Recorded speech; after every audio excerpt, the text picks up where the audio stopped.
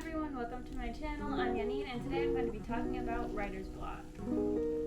Has there ever been a time where you were working on a project and you suddenly got stuck? Well, that's what you call writer's block. And you're in luck, I may have some tips that can help you. Writer's block can leave you feeling unmotivated, uninspired, and just all around bad about your writing.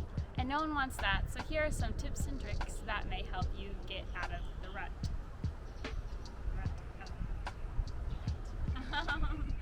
Tip number one is to take a break from your writing. This can mean just stepping away for a little while or moving on to another project that you may have.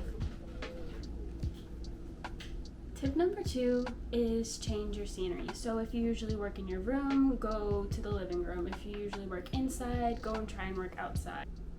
Tip number three is to gather inspiration. This can be from social medias, or you can go ahead and watch your favorite movie or read books in the same genre that you're writing in. Tip number four is warm-up writing. This can be writing from prompts or writing a few little poems or just doing little mini writing sprints. Alright, that's it for this video. If you enjoyed what you saw, be sure to give this video a thumbs up. And if you want to see more content like this, be sure to subscribe to my channel.